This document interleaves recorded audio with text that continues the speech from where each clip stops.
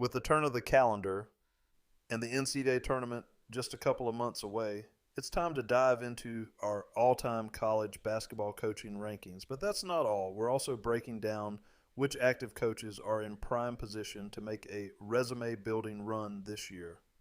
Adjusting for pre 1985 NCAA champions, why we have to, let's be real, not all NCAA championships are created equal. The tournament wasn't always the 6 round gauntlet we know today. Here's how the field evolved over the years. 1939 1950, just 8 teams, only 3 rounds. 1951 to 1975, expanded to 22-25 teams, 4 rounds. 1975 1985, grew to 32 to 53 teams, 5 rounds. 1985 present, the full 64-68 team field, 6 rounds. That's why it's tough to put pre-1975 champions on the same pedestal as those after 1985.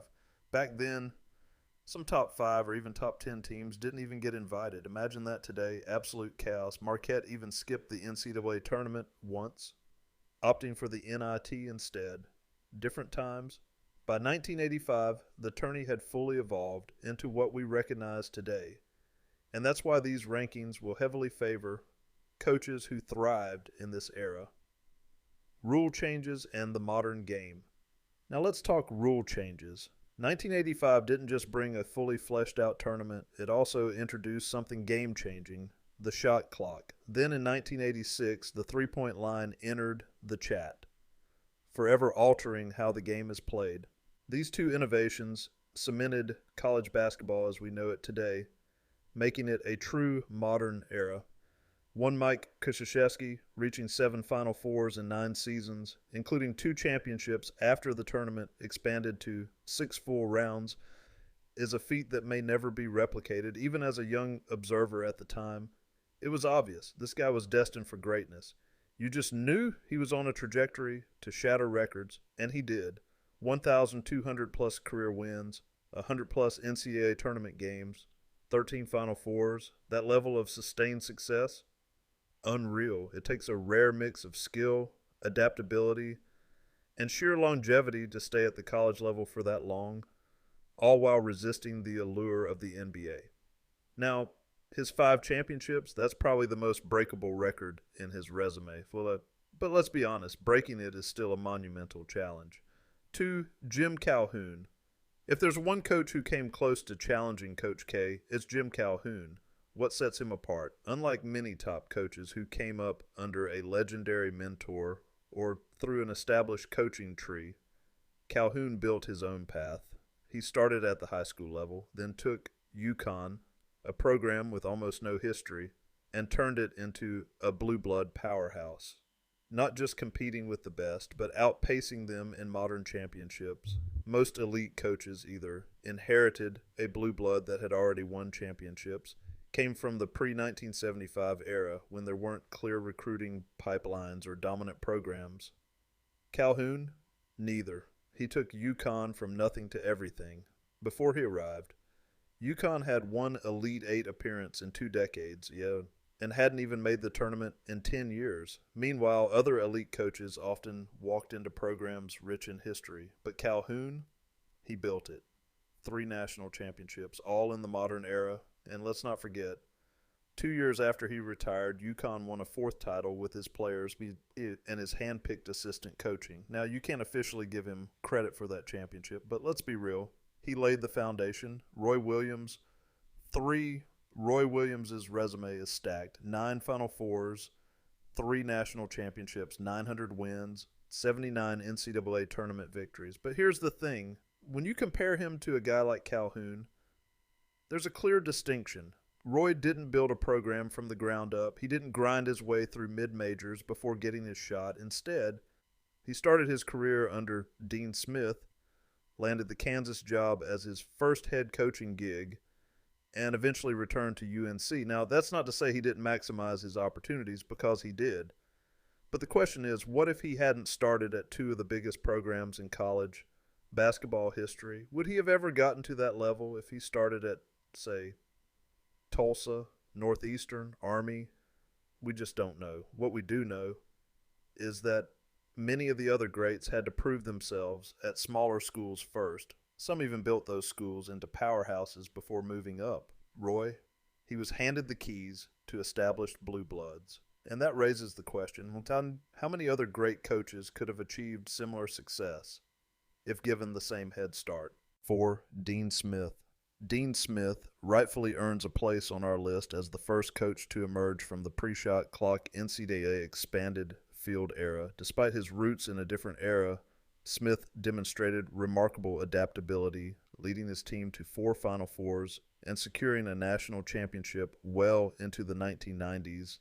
Post the mid-1980s expansion and significant rule changes, even his famed four corners strategy, designed to control the clock, had its origins in the pre-shot clock era. The majority of Smith's success came after 1975, a period when rule changes ensured that most of the best teams were in contention, and the tournament field had expanded to 5 rounds. This time frame adds to his credibility, and there's a belief that had he continued coaching into the 2000s, his winning ways could have persisted. His lasting impact is further emphasized by the fact that his longtime assistant, Bill Guthridge, took over and led the team to 2 Final Fours in the 3 years following Smith's retirement, with many of the players he had left behind. Smith's influence extended beyond his coaching achievements. Serving as a mentor to renowned coaches like Roy Williams and Larry Brown, he contributed to the development of coaching talent in the sport. Achieving 13 straight Sweet 16 appearances is a remarkable feat that would be challenging to duplicate in the modern era. Notably, 9 of those years occurred after the expansion to 64 teams, and in only 1 of the other years did the team not win at least 2 NCAA tournament games. When Smith took over the UNC program, it had won a national title but wasn't considered an established blue blood or power at the time, unlike programs such as Kansas, Kentucky, or Ohio State. Smith's tenure saw him do the heavy lifting, and the bulk of his success occurred in the more modern era of college basketball. 5. John Wooden. Some may question how a coach with 10 national championships isn't higher. I would liken it to the situation where no one considers Bill Russell the greatest player of all time, despite leading a team that secured 11 championships. The context matters. It was a distinct era.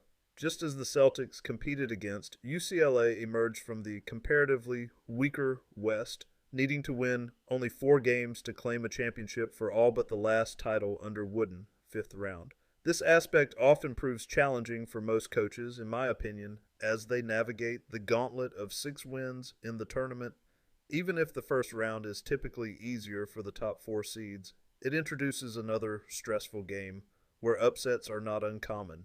Needing to win only 4 games for 9 of the titles, coupled with the absence of multiple other top 25 teams in the field every year, presents a significant advantage. Nonetheless, achieving 10 championships in 12 years is a formidable accomplishment in any era or circumstance, and the teams he had were undisputed strong with some of the greatest college players ever, like Lou Alcindor and Bill Walton.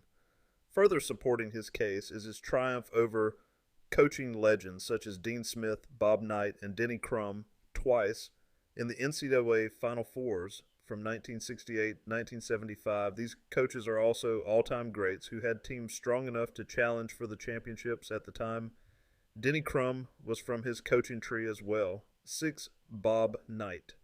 Perhaps the most remarkable achievement is his attainment of 3 national titles and 900 victories coaching at the highest level, all while having only 1 NBA All-Star player throughout his career. While he coached numerous players who later joined the NBA, it is noteworthy that he succeeded without relying solely on elite talents, in the same way most other coaches on this list did. The significant aspect lies in his ability to mold and lead teams to success that were more than the sum of their parts typically, and pioneering the motion offense. However, what places him behind Dean Smith, in my perspective, is the shift in performance as the NCAA field expanded and rules evolved.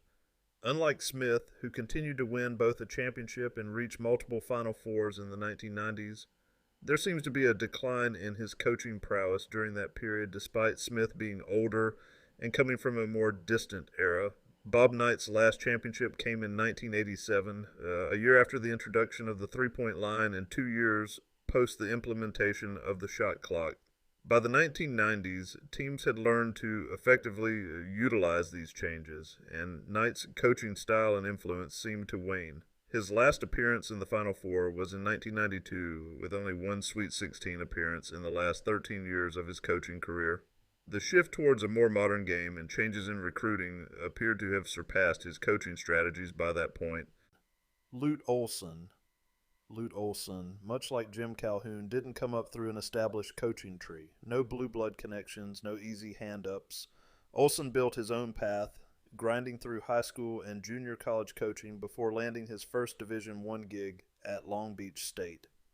What sets him apart? His biggest successes came in the modern era, after tournament expansion, after rule changes, when the game had fully evolved. His crowning achievement, that 1997 championship run, taking Arizona through a gauntlet of legends, beating Dean Smith and Rick Pitino led teams along the way. But more than just that title, Olson completely transformed Arizona. When he arrived, the program had been in the WAC, with just 3 NCAA appearances and a single tournament win. By the time he left, 4 Final Fours, a national championship, and Arizona was a certified powerhouse. We reward him more because he built it from scratch, because he did it in an era where competition was relentless. 8 Rick Pitino, now on his 7th NCAA school, is a walking, talking coaching manual. Wherever he's gone, he's won. But his career, let's just say it hasn't been without turbulence. Pitino has this uncanny ability to drop into a program, Boston, Iona, doesn't matter, and get them competing at a high level. And despite the vacated championship at Louisville and a not-so-graceful exit, he's still one of the greatest to ever do it. 7 Final Fours, 3 different schools, 2 national titles, that's legendary. At Kentucky and Louisville, he took over programs in rough spots and rebuilt them into champions. Kentucky was in shambles when he got there. When he left, he handed Tubby Smith a roster that won it all. Now he's at St. John's. Another shot, another challenge. Does he have one more great run left in him? If history tells us anything, don't bet against Pitino. Oh, and he was a mentor to another guy on this list, Billy Donovan. 9 Billy Donovan. Winning back-to-back championships, that's only happened 7 times in NCAA history. And in the modern era, just twice. So here's the debate. Did Billy Donovan just catch lightning in a bottle with that specific Florida squad, or does going back-to-back prove his coaching brilliance on a deeper level? Either way, keeping a team locked in and focused while being the hunted is no small feat. Donovan pulled it off twice. And let's not forget, he did this at Florida. Before he got there, Florida basketball wasn't exactly a blue blood. This wasn't Kansas. It wasn't Kentucky. Winning there made his achievement even more significant. Another thing that sets Donovan apart, he ran a clean program, no scandals, no asterisks.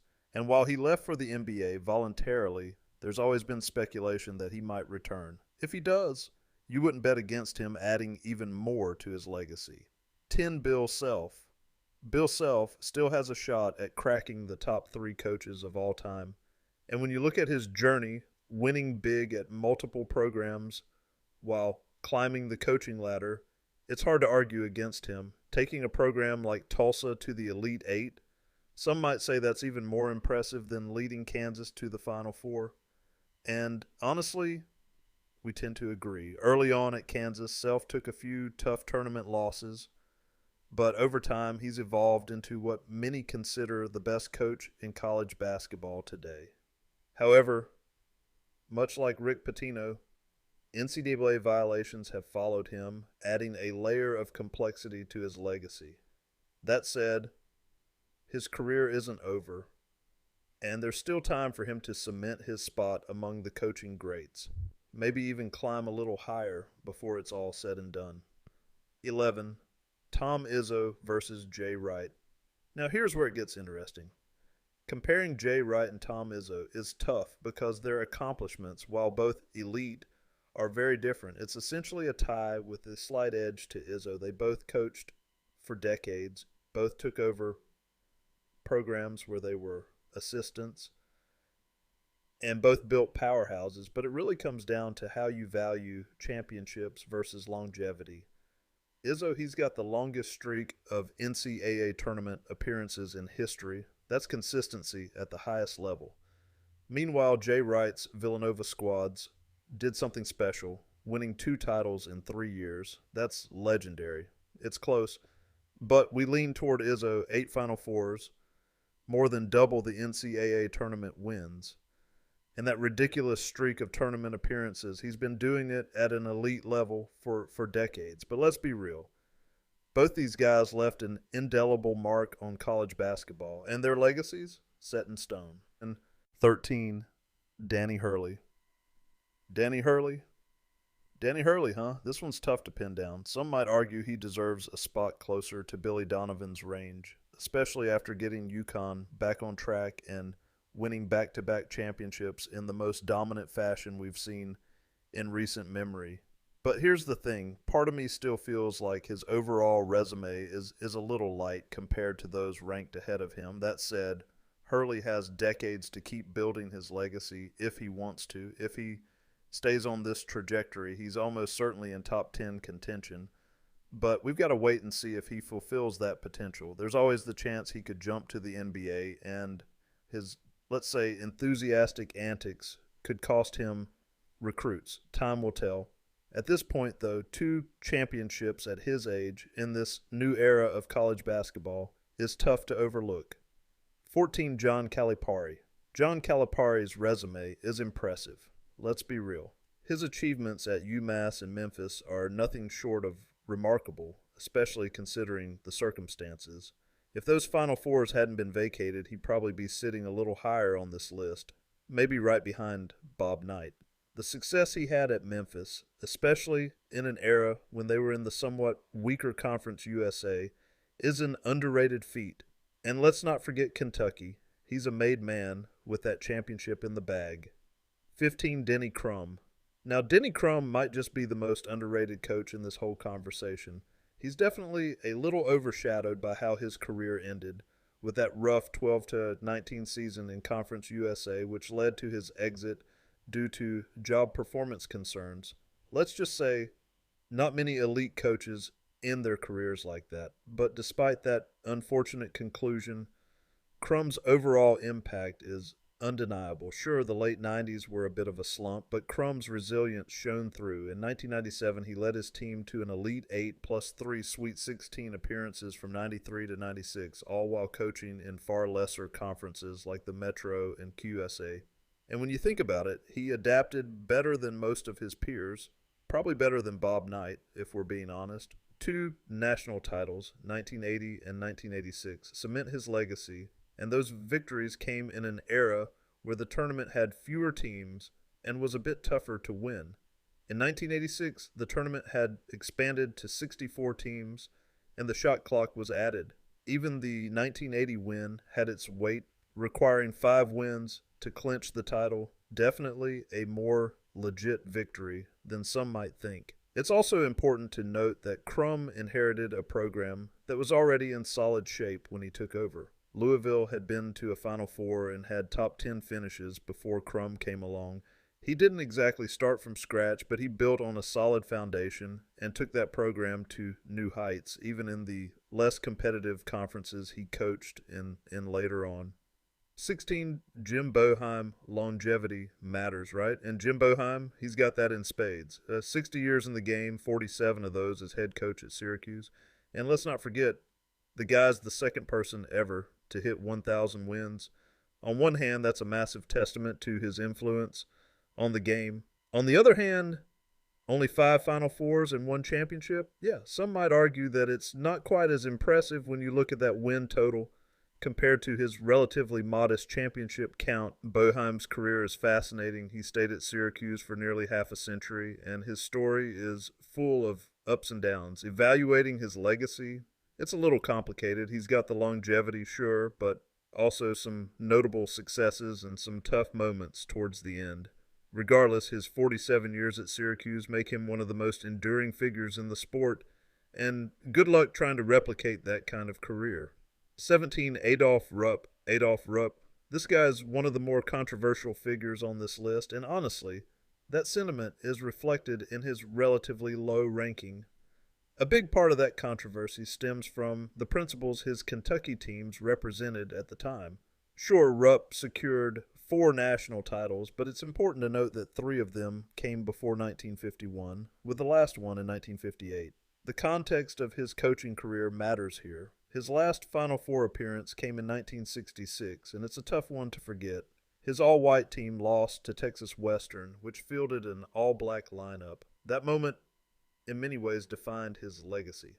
Now, understanding the era Rupp coached in is crucial. Pre-1966, the game was very different. Self-imposed limitations on the best players, racial quotas, and coaches who stuck to those restrictions make it hard to appreciate just how competitive the game truly was back then. Unfortunately, Rupp's legacy is tangled up in a time when he was part of the problem, contributing to the racial issues in basketball. It's said that he wanted to recruit black players, but his actions don't always line up with that. After the 1958 title, Rupp's accomplishments started to fade. He coached until 1972, but the 1966 Final Four was really his only notable finish. His later years, a few disappointing seasons. This period coincided with a massive evolution in basketball. The racial makeup was changing, skill levels were advancing, and the sport itself was growing in popularity. But Rupp, he seemed to get left behind, unable to adapt to this new, more competitive landscape. In a time where teams only needed 4 wins to contend for a title, he just couldn't keep up. At the end of the day, Rupp doesn't quite belong in the same conversation as some of the other legends we've mentioned. In fact, you could even argue that he should be ranked lower, especially when you consider the many modern coaches who only have 1 championship. But to be fair, his biggest accomplishment might be establishing Kentucky as a blue blood program, though it was a more wide open time and the competition wasn't quite as fierce. The longevity he showed in keeping Kentucky strong, building that foundation, is impressive.